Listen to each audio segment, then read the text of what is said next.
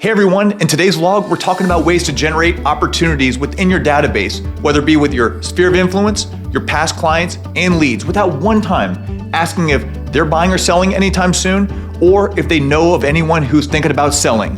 Here's how you do it. First, I assume you have a CRM system, and if you don't, we need to start right there, add all your contacts. But assuming you do, I need you to tag each one as either a past client, sphere of influence, or lead. This makes it easier to track and manage your contacts. Next, take one more step and tag them as either a past client local or a past client out of town. This way, you can send the right things to the right people with ease. Over the course of 1 year, each of those local folks will receive 6 printed and mailed to their mailbox physical newsletters. In addition, they'll receive 12 email blasts to their inbox.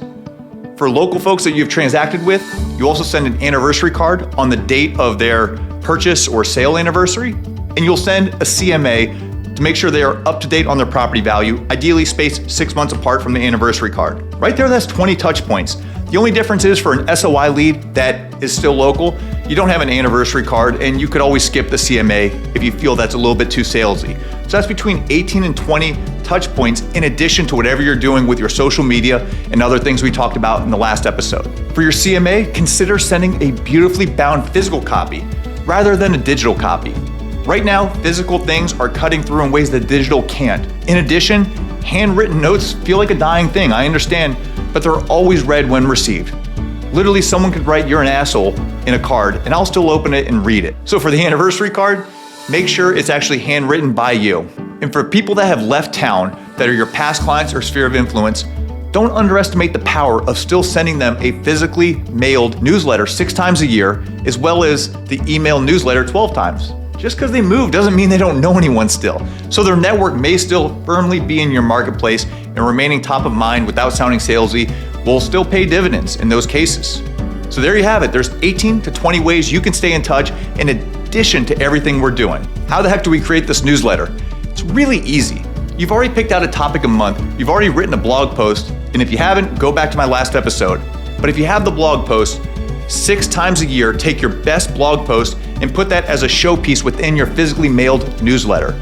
In addition, add a couple properties, just listed, just sold, and on the back side of it, you can put some other fun fact about the market, your business, or anything you think your database would like to know. That's 6 mailed newsletters going out that feature your blog post you've already written, plus some other content.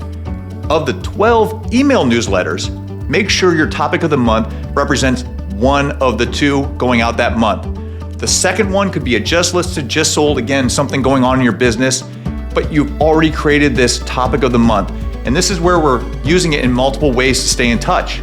Right there, you have ample content for the 6 of them going out, and you have enough content to do the majority of the work for the 12 emailed newsletters. And right there in a couple hours, you have everything you need to never again ask for a referral, or whether they are buying or selling, and you've stayed in touch at a high level. And again, this content will resonate most with who? People who are thinking about buying or selling. It's a wonderful thing.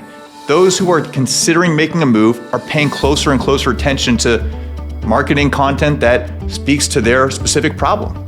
And as their resource, the realtor that helped them last time, as long as you're in that space with them, you're probably going to get that call or that email saying, "Hey, we're thinking about being in the market this spring. Would you like to come out and take a look at our home?"